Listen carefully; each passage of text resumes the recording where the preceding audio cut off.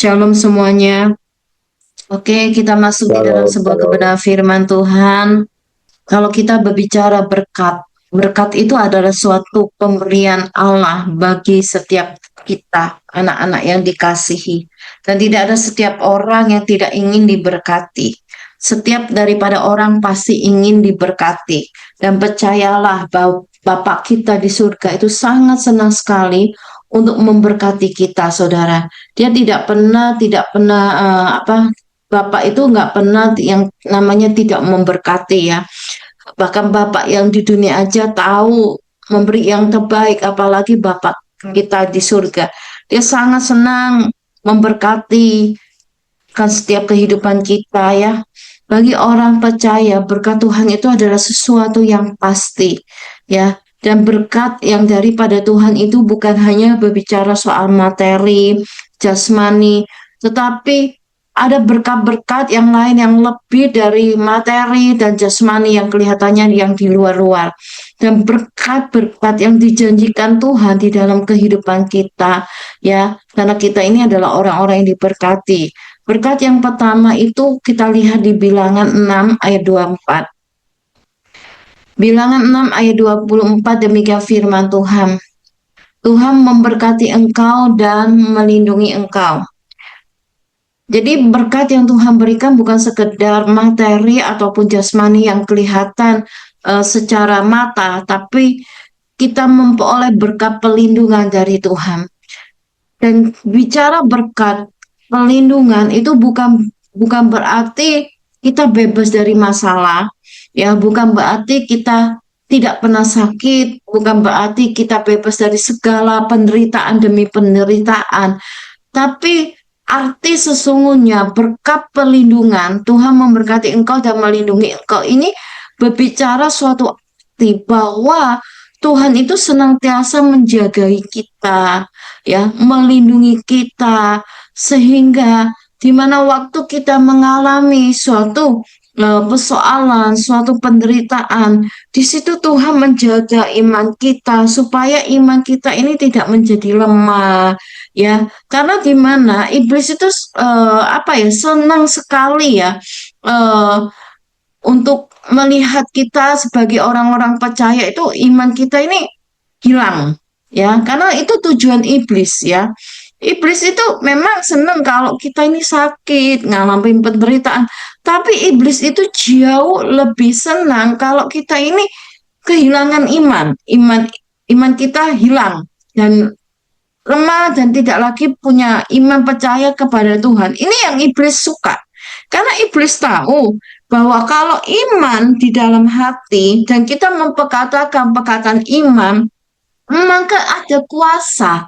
Kuasa daripada perkataan yang penuh iman.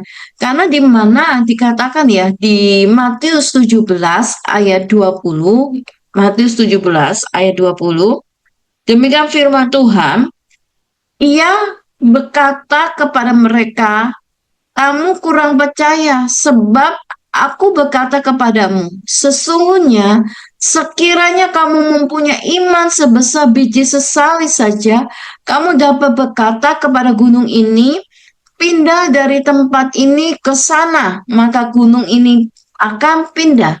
Dan takkan ada yang mustahil bagimu. Nah, iblis tahu kalau kita punya iman yang lahir dari hati dan kita memperkatakan iman, maka itu ada suatu kuasa. Kuasa yang bisa memerintahkan dari yang tidak ada menjadi ada. Nah, ini tujuan iblis untuk membuat penderitaan, sakit itu adalah salah satu senjata iblis untuk membuat kita ini lemah dan hilang akan iman kita. Nah, tapi kalau kita hidup yang diberkati Tuhan, ada berkat pelindungan untuk menjagai agar kita ini tetap beriman ya, sekalipun dalam sakit, dalam kekurangan, iman kita ini dijaga oleh Tuhan supaya kita tidak menjadi kecewa sama Tuhan ya. Walaupun dalam penderitaan, walaupun dalam persoalan, kita masih bisa kuat, kita masih bisa mempercayai pribadinya dia, yang pasti menolong kita. Nah, itu adalah suatu berkat, saudara. Ya, berkat yang kelihatan, tapi itu suatu berkat yang Tuhan berikan bagi setiap kita, anak-anak yang dikasihinya. Kita lihat ya, Mazmur 34 ayat 19. Demikian firman Tuhan, kemalangan orang benar banyak, tetapi Tuhan melepaskan dia dari semuanya itu. Nah, ini juga suatu berkat yang kita terima. Saat kita mengalami suatu kemalangan, Tuhan itu melepaskan kita dari semuanya itu karena ada berkat pelindungan yang Tuhan berikan buat kita. Ya, memang ya, kemalangan itu bagi kemalangan orang benar itu memang banyak ya. Tapi karena berkat Tuhan, ya Tuhan melepaskan dari semuanya itu. Bahkan Tuhan itu senantiasa menjaga kita supaya kita ini tidak kehilangan iman pengharapan kita kepada Dia sebagai orang-orang benar. Jadi berkat yang Tuhan berikan bagi setiap kita bukan bicara berkat materi, jasmani, ataupun yang kelihatan mata. Yang kelihatan mata seperti berkat pelindungan. Yang kedua, berkat apa sih yang Tuhan berikan? Kita lihat ya di Bilangan 6 ayat 25.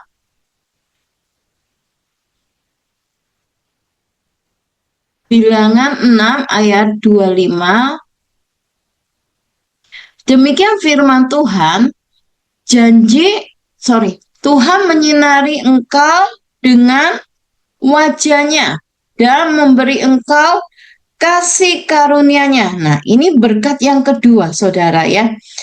Tuhan menyinari wajahnya, ya, menyinari wajahnya dan memberi engkau kasih karunia.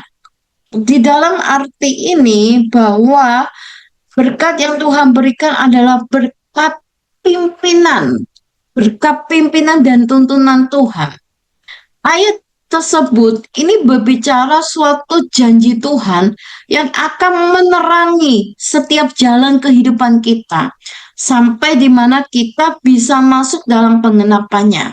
Ya, jadi berkat pimpinan, tuntunan Tuhan dengan Dia menyinari setiap langkah perjalanan hidup kita.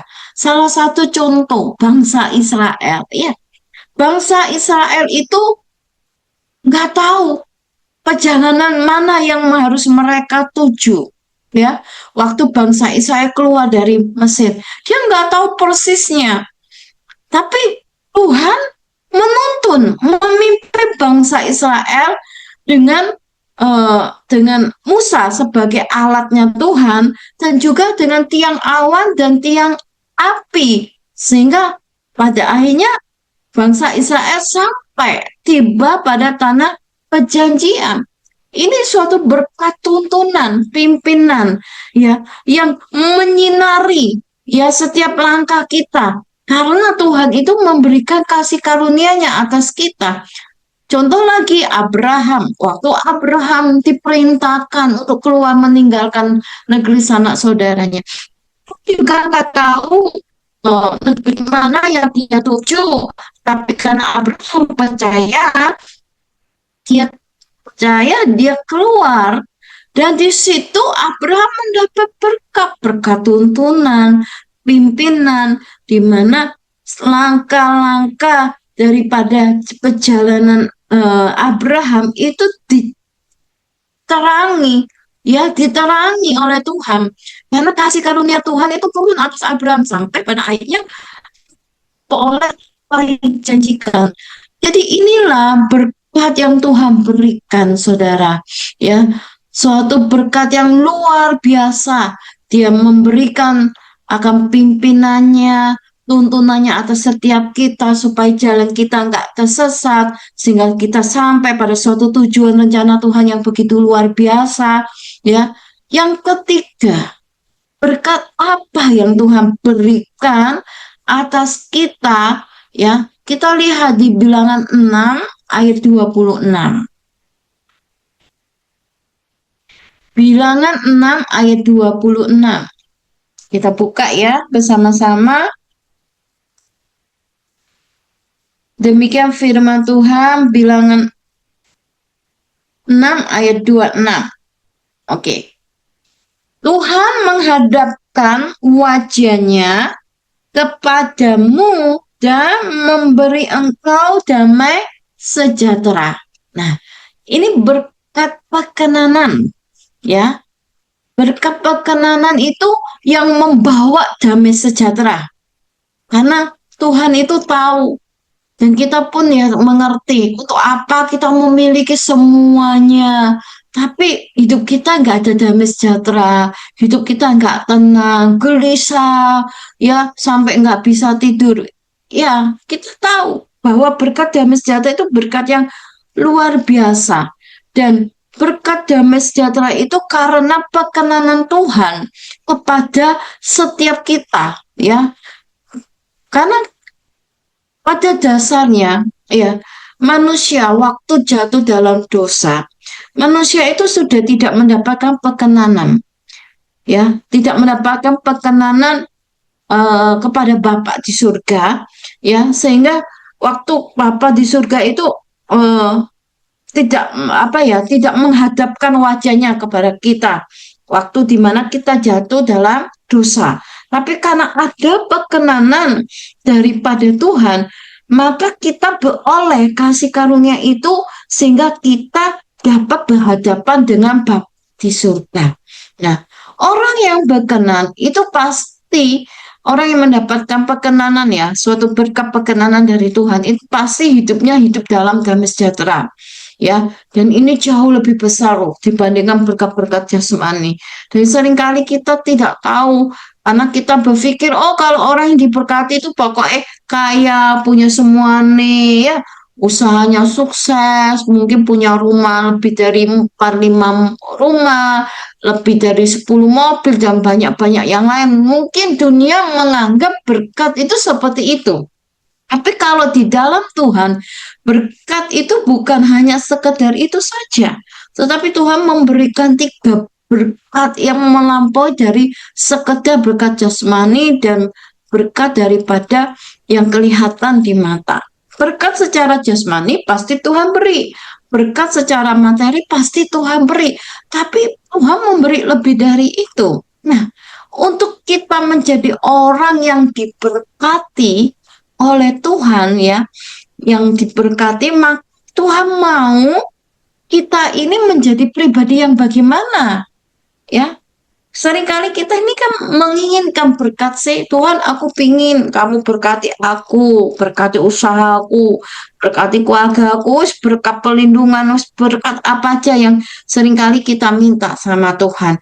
Itu pasti Tuhan berikan kepada setiap kita, tapi bagaimana caranya kita ini bisa mendapatkan suatu berkat-berkat demikian?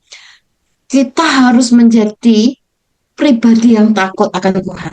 Yang pertama, ya, kita harus menjadi pribadi yang takut akan Tuhan. Kita lihat di Mazmur pasal 115 ayat 13. Demikian firman Tuhan, Mazmur 115 ayat 13, memberkati orang-orang yang takut akan Tuhan, baik yang kecil maupun yang besar. Jadi Tuhan itu akan memberkati orang-orang yang takut akan Tuhan, pribadi yang takut. Pribadi yang takut ini adalah orang yang mau berjalan pada kehendaknya. Bukan hanya sekedar mau berjalan pada kehendaknya, tapi mengikuti firman dan perintahnya. Yang tidak kompromi dengan dosa, ya, yang mau tunduk dan taat pada perintahnya. Kita tahu, ya, bahwa di mana bangsa Israel itu diperhadapkan antara berkat dan kutuk, ya. Waktu di mana bangsa Israel diperhadapkan dengan berkat dan kutuk, dan kita lihat, ya, bangsa Israel itu bisa mendapatkan berkat itu jika gimana sih yang Tuhan katakan di Ulangan pasal 11 ayat 22, ya. Dan loncat di ayat 27, ya. Saya nggak baca semuanya, tapi saya secara loncat. Ulangan 11 ayat 22 dan 27. Demikian firman Tuhan, sebab jika kamu sungguh-sungguh berpegang pada perintah yang kusampaikan kepadamu untuk dilakukannya, dengan mengasihi Tuhan Allahmu dengan hidup menurut segala yang ditunjukkannya, dengan berpaut padanya. Ya, berkat apabila kamu mendengarkan perintah Tuhan Allahmu yang kusampaikan kepadamu hari ini. Nah, ini adalah suatu syarat ya, cara di mana kita itu bisa mengalami berkat Tuhan. Ya, kita harus hidup berpegang pada perintahnya, menjauhi segala dosa, tidak kompromi, takut akan Tuhan, benar-benar orang yang benar-benar mau mendekatkan diri kepada Tuhan. Seringkali banyak di antara kita bisa mencintai Tuhan, ya. Kita begitu cinta kepada Tuhan, mencintai pekerjaan Tuhan, sampai kita berani buang waktu kita, tenaga kita, ya, bayar harga untuk semua karena cintanya kita kepada Tuhan. Tapi tidak semua orang yang cinta akan Tuhan itu takut akan Tuhan. Karena kalau orang yang takut akan Tuhan, otomatis dia akan punya hati yang mencintai Tuhan. Ya, orang yang takut akan Tuhan itu pasti menjauhkan diri dan benci pada dosa. Dosa di sini bukan berbicara dosa yang cuma kelihatan yang bisa dilihat oleh manusia. Dosa yang gak kelihatan, yaitu yang penuh triki, ya, kesombongan, kebohongan, tipu muslihat, ya, tipu daya, yang bunyi, tapi itu dosa, saudara. Ya, dan Tuhan itu apa ya? Tidak bisa dibohongi. Kelihatannya baik, gak melakukan, mungkin kau setia, tidak berzina, kau tidak melakukan hal-hal yang najis, ya, tapi engkau sudah menyimpan sesuatu di dalam hati dan di dalam pikiran itu hal-hal yang gak benar. Contoh, kita ada niat jahat, nyusun rencana, kayak apa ya, jatuh orang ini gini mana. Itu hanya di dalam pikiran aja sudah niat, aja itu sudah dianggap dosa oleh Tuhan. Karena yang Tuhan mau, orang yang takut akan Tuhan itu punya hati yang pure. Ya, hati yang pure, yang dimana nggak ada pikiran ataupun hati yang kayak ya yang berniat-niat jahat dengan menyimpan kesombongan, menyimpan hal-hal yang tersembunyi yang tidak diketahui oleh manusia. Orang yang takut akan Tuhan itu pasti ya akan memiliki sikap hati yang benar. Memiliki sikap hati yang benar itu di mana Tuhan itu menyelidiki hati kita. Kan bahkan kita pun tahu bahwa sikap hati yang benar itu adalah yang tidak menyimpan kecurangan, ya. Seringkali kita ini menggampangkan, meremehkan, Allah nggak popo curang titik-titik.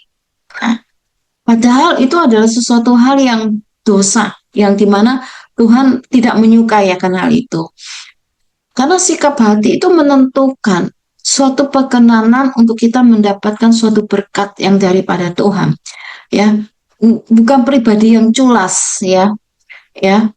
Karena kalau kita penuh hati dan pribadi yang culas itu juga adalah sikap hati yang tidak benar, yang tidak berkenan di hadapan Tuhan. Kita lihat ya, di Mazmur 37 ayat 25. Demikian firman Tuhan. Dahulu aku muda, sekarang telah menjadi tua. Tetapi tidak pernah aku lihat orang benar ditinggalkan atau anak cucunya meminta-minta roti. Jadi kalau kita hidup menjadi pribadi yang benar, ya, menjadi pribadi yang takut akan Tuhan, maka Tuhan itu tidak akan pernah meninggalkan. Bahkan sampai anak cucunya itu akan dijamin oleh Tuhan, nggak sampai meminta-minta. Ya, karena Tuhan itu terikat dengan suatu janjinya. selama kita hidup menjadi orang yang benar. Orang yang takut akan Tuhan itu menjauhi semua perbuatan dosa, bahkan benci dengan dosa, baik dosa yang terlihat maupun yang tak terlihat, ya. Dosa yang tak terlihat itu kalau kita punya hati pikiran yang licik, culas, penuh dengan tipu daya, penuh dengan triki-triki yang curang-curang, mau ngakali orang untuk kejahatan, untuk kepentingan diri sendiri, itu juga sesuatu hal yang nggak benar di mata Tuhan, dan itu adalah suatu dosa. Ya, melakukan dan taat pada perintah Tuhan, ya, dan punya sikap hati yang benar, ini yang Tuhan mau kalau kita menjadi pribadi yang takut akan Tuhan. Pribadi yang gimana lagi yang Tuhan mau untuk supaya kita ini menjadi yang diberkati oleh Tuhan. Yang kedua, pribadi yang meletakkan nama Tuhan. Kita lihat di Bilangan 6 ayat 27. Bilangan 6 ayat 27, demikian firman Tuhan. Demikianlah harus mereka meletakkan namaku atas orang Israel, maka aku akan memberkati mereka. Nah, di sini dikatakan menjadi pribadi yang meletakkan nama Tuhan di atas segalanya, ya. Karena Tuhan itu sangat suka pada orang-orang yang meletakkan nama Tuhan di atas segalanya. Ini bicara mengakui Tuhan di dalam setiap langkah hidup kita, membiarkan atau mengizinkan Tuhan untuk berjalan di depan kita, mengambil alih akan hidup kita. Kita lebih mengutamakan Tuhan dari yang lainnya. Ya, contoh, kalau waktunya kita ibadah, ya wis, biasa toko rame, ditutup, wis itu mendahulukan Tuhan. Yang penting cari Tuhan terlebih dulu. Ini yang namanya meletakkan nama Tuhan di atas segalanya. Biasanya kita dulu, wow, suka gitu ya film. Mungkin film apa, oh kita bisa berjam-jam. Tapi karena kita mau menjadi pribadi yang meletakkan nama Tuhan di atas segalanya, kita meninggalkan kebiasaan-kebiasaan itu. Mungkin, oh biasanya jam sekian, aku biasanya tidur, ngantuk-ngantuk. Nah, karena untuk Tuhan, aku mau bangun pagi. Nah, seperti itu yang Tuhan mau, menjadi pribadi yang meletakkan nama Tuhan di atas segalanya. Kita lihat ya, di Matius 6 ayat 33, kita buka di sini. Ini ayat yang terkenal. Carilah dahulu kerajaan Allah dan kebenarannya. Kita perhatikan di sini ya.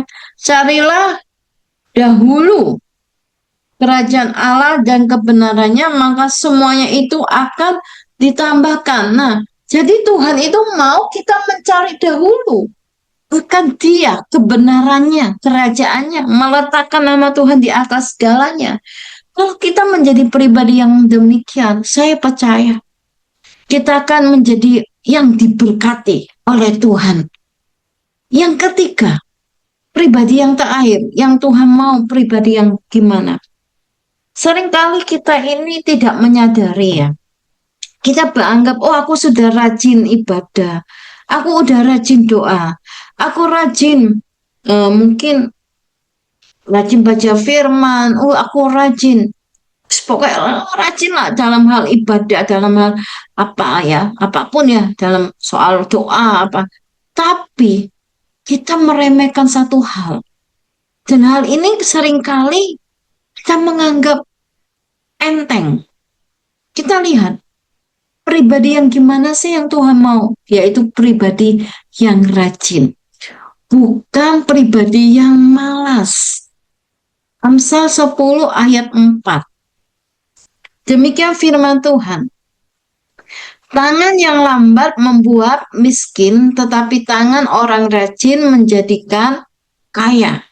Banyak anak Tuhan rajin beribadah, tapi malas, nggak mau kerja, ya, punya mental yang cuma kita, punya mental, ya sorry kata, eh, istilah ini apa ya, bukan mental lagi, mental pengemis mungkin, jaga-jaga no orang ya. Saya punya satu di dalam keluarga saya ya, saya melihat ya, eh, kasihan gitu. Maksud saya itu baik kan. Dia nggak punya kerjaan tapi punya anak ya. Terus saya mikir, daripada saya ini tiap pagi spot ya, spot yang kebutuhan ini keluarga ya. Terus suatu ketika saya ini mm, menawarkan ya, menawarkan. Waktu itu saya pakai kurir untuk ngirim makanan ke keluarga ini ya. Dan saya ngomong sama kulit saya, tolong sampai no ya sama Ome. Eh, ngomong oh, Ci Yencen ini mau kamu kerja. Kan sempat saya tanya, kalau jadi sopir Grab, kulir itu kayak apa? Kulit saya ngomong, oh wajib. Jadi sopir Grab itu harus sepeda motore kampiro anu baru eh, diterima, terus harus ada STNK, terus bayar berapa gitu saya lupa. Terus saya ngomong sama ini kurir ya, juga saya kenal dari Grab motor ya. Saya ngomong, kamu ngomong sama Om, pesenku untuk dia itu kerja jadi Grab kulir gitu loh. Karena saya melihat tubuhnya masih kuat, sehat. Karena saya kan banyak ya mati no ya. Kadang kalau saya ke Singapura, ke luar negeri itu ya, saya lihat itu, wah, saya ini salut banget ya. Salutnya gimana? Walaupun sudah usia-usia itu mereka tuh, rajin, cekatan, wah, nggak kayak nggak nggak mengenal kayak capek gitu loh. Saya salut gitu loh. Kalau saya lihat di sini, aduh, orang yang masih kepala 4, kepala 5, itu rasanya kayak males, enggan gitu loh. Kok saya lihat, aduh, kok beda ya gitu loh. Nah, kan saya lanjut ya cerita saya pada ini. Saya nyampe no, akhirnya kodi saya nyampe no. Ngomong aja, nge-grab aja jadi kulir. Nanti nanti sepeda motornya tak beli no, sepeda motor sing sesuai dengan persyaratan tahun nih apa Grab, beli baru pasti oke. Terus nanti biaya-biaya bayar nge-Grab itu berapa, wes tak tak tutupi, tak bayari supaya ada kerjaan, terus mereka punya satu penghasilan tetap ya, gak bergantung terus. Nah, terus disampaikanlah ke kuli saya, wah, marah-marah saudara, marah-marah, saya itu dimarahi. Terus dari situ saya itu kaget ya, loh, oh kamu ini orangnya males ya. Eh, Cuma mau itu mengharapkan eh, bantuan, bantuan dari orang gitu loh. Pas sampai saya ini kaget ya, shock juga ya. Loh, niat saya baik loh. Saya ini mau ngasih kerjaan, tak kasih modal, tak beli no sepeda motor. Apa kok malah kok kesannya kayak gitu ya. Nah, tapi suatu ketika anak disuruh WA ke saya, bilang berasnya entek, eh, terus gulane entek, terus mari gitu, eh, listriknya gak bisa bayar listrik lah apa. Pas waktu itu berapa kali saya nurutin ya, karena kasih ya, terus kirimin beras apa. Terus suami saya tuh ngomong, Bas, itu bukan tanggunganmu, Bas. Tapi ya udah, saya berbuat karena kasih ya. Terus suatu ketika eh Roh Kudus itu bicara ke saya, kamu itu berbuat seperti itu atas dasar kasih. Tapi kasihmu itu tidak mendidik. Kasihmu itu tambah menjerumuskan. Dan baru saya sadar. Dan di situ saya tak ingat itu ada seorang hamba Tuhan ya, pernah mendoakan saya seperti ini. Jangan memberi mutiara pada babi. Saya lupa siapa yang doain. Uh, dan saya mikir, Tuhan apakah ini kah Tuhan? Terus, dari sejak itu saya stop. Saya nggak mau antar lagi spot ini keluarga termasuk antar makanan ya. Terus dari situ saya kaget dan dari situ saya minta ampun ya sama Tuhan. Dan dari itu kita tahu bahwa Tuhan itu mau kita menjadi pribadi yang rajin, bukan pribadi yang malas. Karena gini, kemalasan itu ternyata adalah salah satu dosa, ya. Karena gini, kita menganggap enteng, gampang, aku doa-doa. Walaupun kita doa, ya, rajin beribadah, tapi kalau kita malas, ya gimana berkat itu mau Tuhan berikan, saudara? Ya, karena kemalasan itu merupakan dosa loh ternyata. Dosa, kenapa? Menurut firman Tuhan, kemalasan itu adalah dosa. Karena kemalasan itu ya sangat bertentangan dengan yang namanya suatu tanggung jawab. Padahal Tuhan itu menciptakan manusia dengan memberikan tanggung jawab. Waktu Adam dan Hawa diciptakan, Adam ditugaskan oleh Tuhan ya untuk memberi nama binatang-binatang ya, memberi nama ya itu suatu tugas, satu tanggung jawab. Sedangkan orang yang malas itu bertolak belakang, bertentangan dengan rasa tanggung jawab. Dan orang malas itu sangat dibenci Tuhan. Yang Tuhan kehendaki adalah kita ini menjadi orang yang rajin, yang kerja. Dan kemalasan itu dapat membawa suatu akibat yang buruk secara rohani maupun dalam kehidupan kita sehari-hari. Karena kemalasan itu dampaknya bisa merusak. Malas itu bukan suatu kebiasaan ya, tetapi dari sikap hati yang memang nggak sesuai dengan kehendak Tuhan. Kehendak Tuhan kita menjadi pribadi yang takut akan Tuhan, yang membenci dosa. Nah, dosa itu yang tak kelihatan, kemalasan itu dosa yang nggak kelihatan. Seringkali menggampangkan dan meremehkan. Tapi ingat, Tuhan mengingatkan kita di dalam Amsal 6 ayat 6 sampai 11. Amsal 6 ayat 6 sampai 11. Demikian firman Tuhan, hai pemalas, kira kepada semua, perhatikanlah lakunya dan jadilah bijak. Biarpun tidak ada pemimpinnya, pengaturnya, atau penguasanya, ia menyediakan rotinya di musim panas dan mengumpulkan makanannya pada waktu panen. Hai pemalas, berapa lama lagi engkau berbaring? Bilakah engkau akan bangun dari tidurmu, tidur sebentar lagi, mengantuk sebentar lagi, melipat tangan sebentar lagi untuk tinggal berbaring. Maka datanglah kemiskinan kepadamu seperti seorang penyerbu dan kekurangan seperti orang yang bersenjata. Jadi berkat itu tidak akan diperuntukkan bagi pribadi yang malas.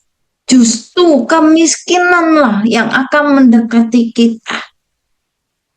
Bahkan dikatakan 2 Tesalonika ya, pasal 3 ayat 10. Kita pasti pernah dengar akan ayat firman ini. 2 Tesalonika pasal 3 ayat 10. Demikian firman Tuhan.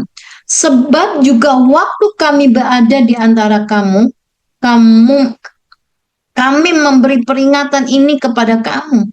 Jika seseorang tidak mau bekerja, janganlah ia makan. Kita perhatikan di sini. Jika seseorang tidak mau bekerja, janganlah ia makan. Ini beda ya. Orang yang nggak mau bekerja atau orang yang memang nggak punya kemampuan. Orang yang nggak punya kemampuan karena memang dia terbatas ya. Dia cacat atau apa. Ya, dia punya keterbatasan. Ya, tapi orang yang malas, tubuh fisik masih lengkap, ya masih kuat, tapi nggak mau kerja.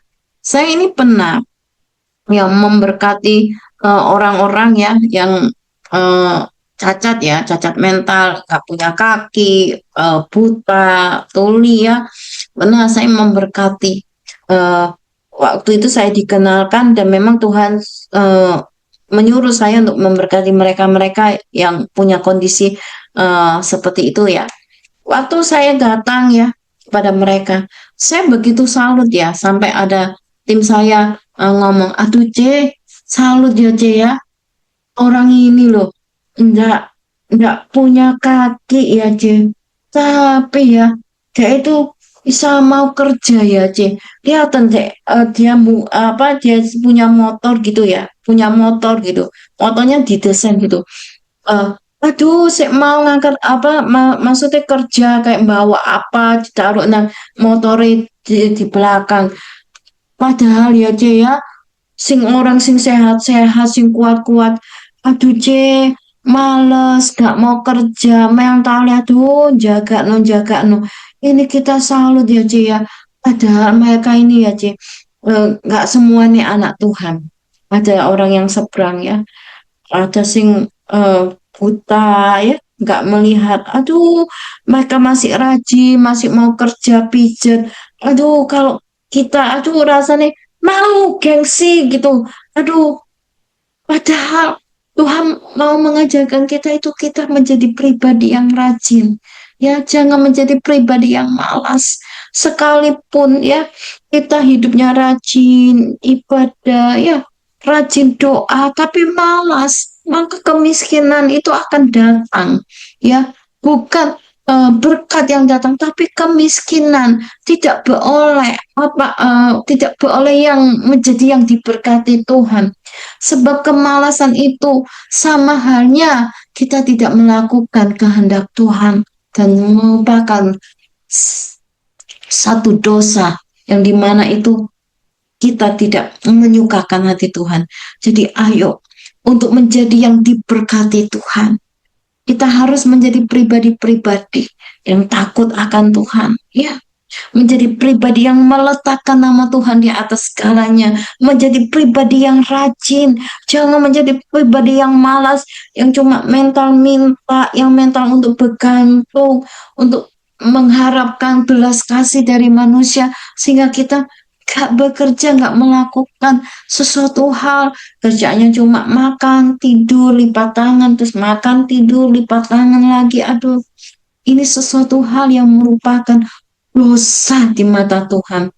Maka kau menjadi pribadi-pribadi yang seperti yang Tuhan mau. Saya percaya berkat itu yang Tuhan janjikan bukan hanya sekedar berbicara materi, berkat yang kelihatan, tapi berkat perlindungan Tuhan berikan, berkat kenanan tuntunan pimpinan Tuhan berikan, damai sejahtera yang melampaui dari segala berkat yang kelihatan secara mata. Ayo kita menjadi pribadi-pribadi yang seperti yang Tuhan mau, sehingga kita menjadi yang diberkati oleh Tuhan.